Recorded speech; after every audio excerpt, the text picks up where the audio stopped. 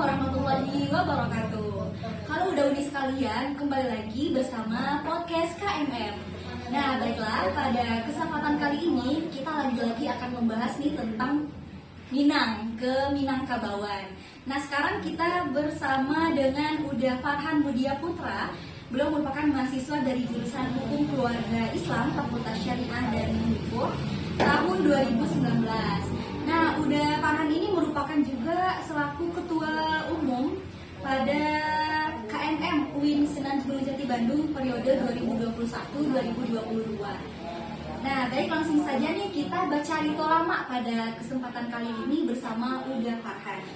Nah, langsung saja nih Uda, sebagai kita generasi muda Minangkabau yang berada di tengah-tengah modernisasi dan globalisasi budaya, menurut Uda Farhan, bagaimana sih tantangan kita selaku generasi Minangkabau tentang identitas budaya di tengah-tengah modernisasi dan globalisasi ini? Apalagi mungkin ada seperti K-pop atau hal-hal lainnya yang mungkin bisa dilihat akan merusak mungkin generasi muda. Menurut Uda Farhan, bagaimana dengan stigma seperti ini? Menarik ya pertanyaannya. Dengan melihat kemajuan yang kita sama-sama ketahui, bahwasannya banyak hal-hal baru yang datang terhadap budaya yang ada di Indonesia. Nah, salah satunya itu mungkin yang tadi disebutkan K-pop, bahkan itu misalnya banyak ya. Dan apalagi dari generasi remaja perempuan ya. Benar. Ya, hal yang seperti itu tidak bisa kita hentikan gitu atau kita batasi gitu. Itu tergantung kepada diri kita sendiri gitu. Mau bagaimanapun kita menghentikannya, itu merupakan sebuah kemajuan. Sama seperti elektronik, kita tidak bisa membatasi elektronik ini masuk dan keluarnya itu kita tidak bisa membatasi, karena itu terbatas. Baliknya itu ke diri kita sendiri aja. Yang penting kitanya tidak lupa lah gitu.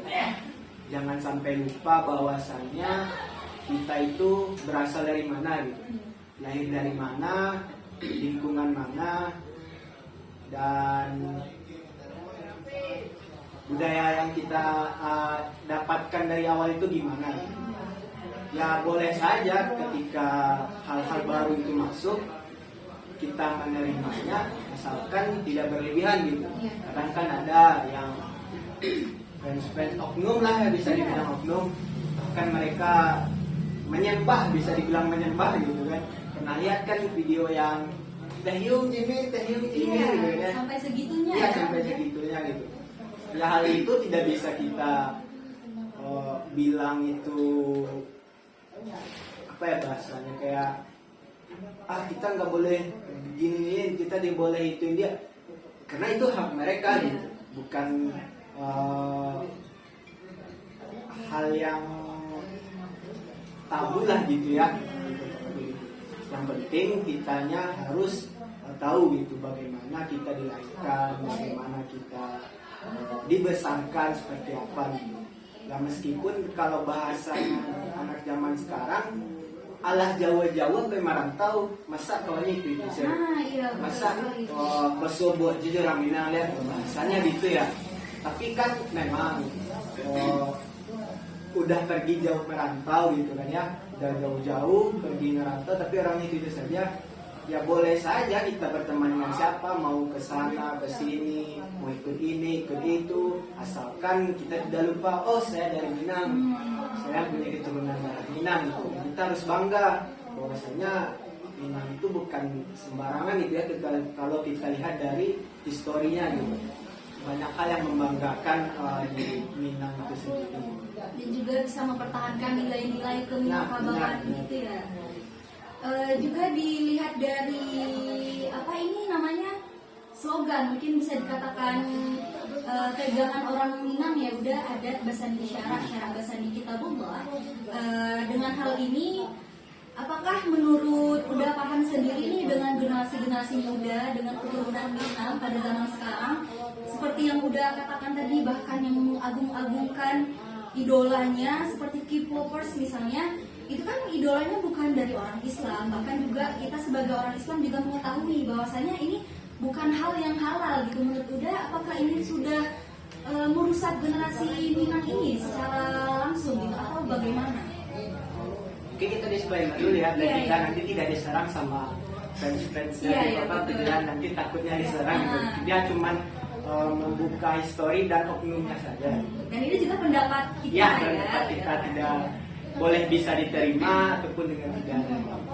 Ya kalau misalkan merusak, berpotensi akan merusak. Berpotensi. Kenapa berpotensi? Karena kalau misalkan hal yang seperti itu dibiasakan atau kita terlalu acuh gitu ya, maksud acuhnya itu tidak mengingatkan gitu kan ya, tidak memberikan nasihat bahwasanya itu jangan terlalu seperti itu gitu kan, ya, itu bisa jadi akan merusak gitu, karena lama kelamaan itu bahkan merusak jati dirinya gitu, bahkan sampai lupa tanah kelahirannya gitu.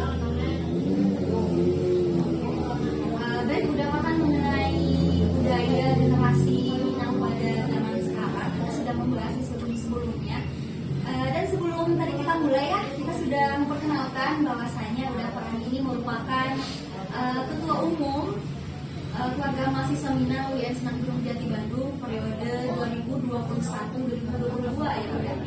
Mungkin bisa sedikit udah ceritakan tentang kabinet kepengurusan ini, mungkin bisa melalui namanya, nama kabinetnya apa, atau kenapa udah bisa menjadi berdiri sebagai ketua umum pada zaman itu gitu. Mungkin juga pada zaman 2020, 2021, 2022 itu zaman COVID ya. Udah pernah bagaimana nih kira-kira cara Uda Farhan dalam menangani hal tersebut selaku ketua umum di saat zaman COVID itu kan online gitu ya. Mungkin bisa dari nama kabinetnya mungkin. Nah, mungkin sedikit cerita ya ke belakangnya. Karena menurut Uda sendiri menjadi ketua umum di masa pandemi itu merupakan tantangan yang sangat luar biasa gitu. Kenapa sangat luar biasa? Karena kondisi sudah COVID, dan kita harus melanjutkan keorganisasian ini gitu kan. Pasti kalau misalkan orang yang awam ataupun orang yang berpikirnya ini pasti berat nih, itu bakal sulit. Nah, motivasi saya sendiri, Uda sendiri, kenapa mau jadi ketua umum? Karena udah ngerasa harus membalaskan diri yang telah dilakukan oleh alumni waktu udah maba dulu. Berarti udah yang Benar. sebelumnya ya. Udah ngerasa kalau misalkan kita atau udah dari diri udah sendiri tidak melanjutkan gitu ya, itu bakal berdampak fatal ke organisasiannya gitu. Berdampak fatal dengan ke adik-adik di bawah tingkat. Selanjutnya. Ya benar, nanti siapa lagi yang merangkul lah adik-adik yang nanti masuk gitu kan. Soalnya udah sendiri waktu maba pun ngerasa gitu, mungkin teman-teman yang lain pun juga ngerasa bahwasannya ketika pergi ke Bandung dengan notabene budaya dan kultur yang berbeda, itu pasti canggung dan bingung gitu ketika datang ke sini gitu.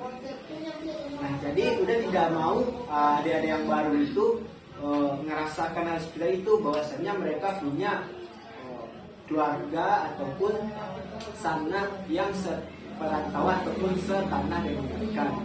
Karena yang udah dapat waktu maba udah diperlakukan seperti itu gitu, udah disambut, udah diberikan nasihat-nasihat kuliah bagaimana, udah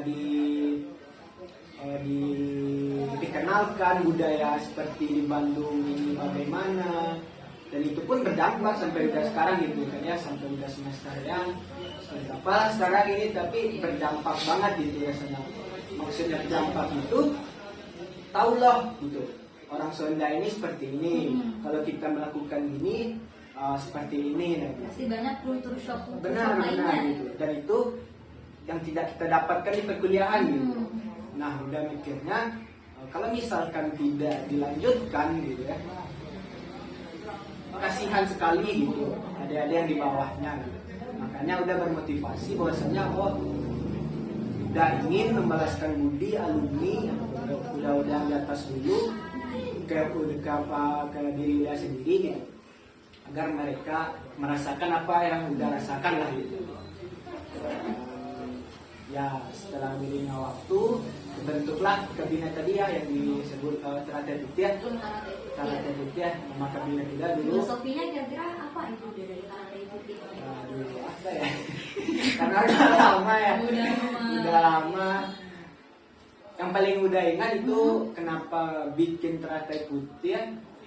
Karena harapan udah cuma satu. Dimanapun pengurusan kabinet Teratai Putih ini pasti akan menjadi orang gitu. Ibaratkan Teratai seperti namanya ya. Nah, ibaratkan Teratai dimanapun dia hidup, dimanapun dia berada, dia tetap hidup gitu. Harapan udah mungkin gitu. Mungkin dari programnya udah, maksudnya kan ini udah menjabat sebagai ketua umum, selaku ketua umum pada zamannya COVID online dan tidak bertemu secara langsung. Mungkin kita bisa lihat dari organisasi-organisasi lainnya atau mungkin dari KMM sendiri, secara offline saja mungkin ada beberapa kendala yang susah untuk ditanggapi bagaimana. Nah, pada masa online ini kira-kira bagaimana cara Uda Farhan untuk menjalankan program-programnya, atau pada online bagaimana cara Uda mengalihkannya agar bisa tetap terjalankan gitu. Contoh programnya juga mungkin bisa dikasih tahu. Mungkin kalau masalah program ya COVID ya terbatas gitu. Udah cuma bisa menjalankan apa yang bisa pengurus jalankan gitu. Seperti apa? Ya kurang lebihnya seperti diskusi secara online gitu. Memang sih tidak terlalu banyak kegiatan yang menjalankan waktu itu, karena memang tidak bisa dipungkiri COVID itu sangat membatasi pergerakan kita gitu. Bahkan udah bisa dibilang antara COVID ada dan tidak ada. Maksudnya ini COVID-nya belum ada tapi udah hybrid lah, gimana hybrid gitu. Ada yang online, ada yang offline gitu ya. Jadi udah cuman bisa menguatkan dari kepengurusan dari sendiri, menguatkan dari teman-teman pengurus bahwasanya apapun yang terjadi kita harus tetap berjalan, apapun kegiatannya, meskipun orangnya cuma beberapa gitu ya, kita harus tetap menjalankannya karena itu tanggung jawab juga. Nah, dan lebih banyak berkorban sih gitu. Terutama sebagai ketua umum yang memang harus banyak berkorbannya. Maksudnya itu waktu itu udah dalam kondisi KKN, magang, udah harus bolak-balik ya. Apalagi waktu magang itu ke Purwakarta gitu ya, dari Purwakarta ke Bandung. Itu kalau sedikit bukan gimana kita mau dikasihani tapi bercerita gitu sedikit terus ada gitu. Begitunya udah berusaha membuat tetap menjalankan program tadi. Sangat berjuang sekali gitu. Ya begitulah sebagai ketua umum. Mungkin luar biasa juga ya Uda Uni sekalian, pada masa kepengurusan Uda Farhan ini banyak tantangannya, tapi dari Uda Farhan dan anggota-anggota kepengurusan Teratai Putih masih memiliki semangat yang luar biasa untuk melanjutkan kepengurusan tersebut. Mungkin kalau kalau anda tidak ada kepengurusan pada masa Uda Farhan ini, kita tidak tahu nih apakah kepengurusan selanjutnya akan ada seperti ini gitu ya.